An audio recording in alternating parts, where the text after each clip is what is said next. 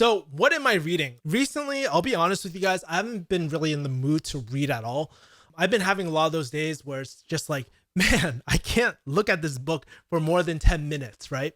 And so that was me essentially this week. So the only way I could get past one of the questions I had to ask myself is like, hey, Kevin, what is the point of even reading in the first place? Does it even make sense for what you're doing right now? I really had to switch my mind over to like, okay, it's not just reading for the sake of reading.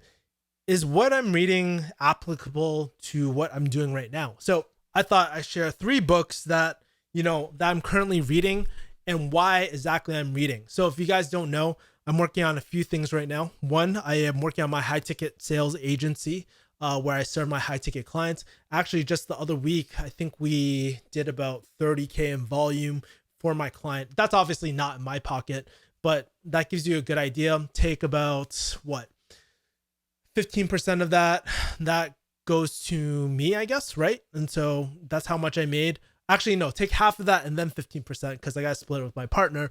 But that's what we did last week, so not too bad.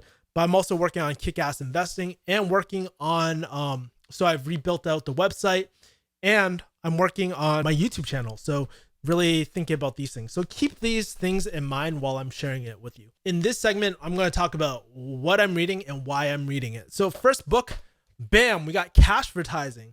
Now, this book is really interesting. I read it years ago when I first got into affiliate marketing. If you guys don't know, I used to follow this guy. His name was Malin Darris. I followed Charles Ngo and stuff. Malin Darris recommended this book for copywriting, right? Because you have to write headlines. You have to write things that are really compelling to people. How do you get people from reading your content to actually taking action? Was opening up their credit cards or clicking a link or whatever, right? And so this book is really great because they break down the human desires. It's a psychological aspect.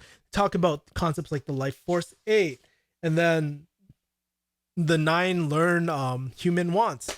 So I decided to reread this book recently because I needed to touch up my copywriting skills for kick-ass investing, right?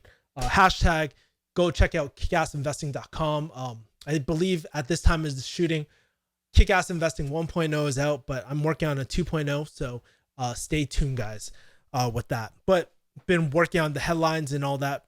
Really, really great book. Definitely read it if you are an aspiring copywriter. Now, the second book I'm reading right now is one of my favorites. I did a review on it. He's my first online mentor. His name is Ramit Sethi. And I love Ramit because he's really a breath of fresh air. He does not focus on quick wins. He's focused on systemized daily action type of things. He's a long-term guy. And guess what? No one calls him a scam. One thing I realized about the digital marketing world is like the shorter that you try to sell someone, the faster you are to call someone a scam. But when you're trying to make real impact toward people, you need to play the long-term game.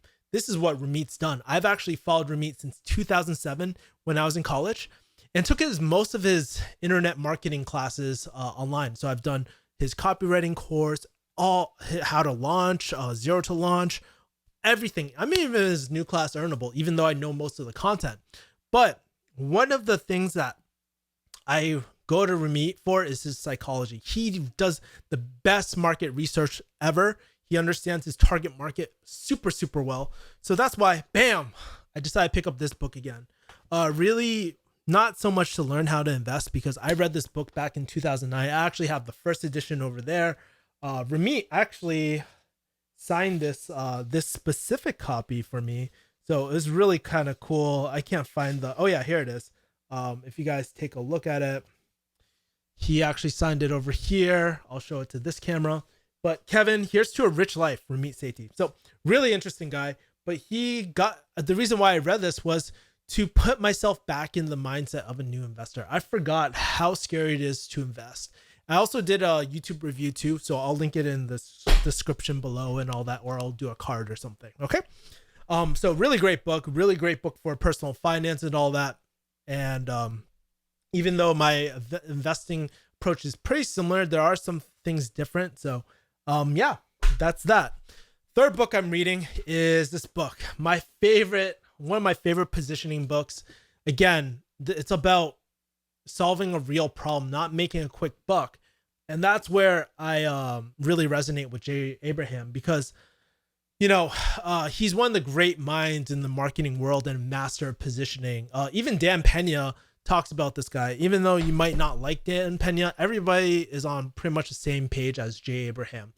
And he's like a part of the older generation of marketing guru. I wouldn't call him a guru, but he's really mastered the art of positioning. And if you don't know what positioning is, it's like how to come into a certain interaction, how to approach a certain interaction, right? He's one of the masters at it. He's probably not the best technical marketer, right? He doesn't know, I'm not sure if he knows what's happening in Facebook ad marketing, but what he is a master of are the timeless principles of digital or of marketing in general and positioning.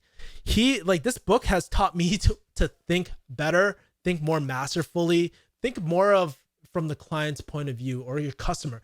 He talks about, specifically in this book, he talks about how the difference between a client and customer. Do you guys know?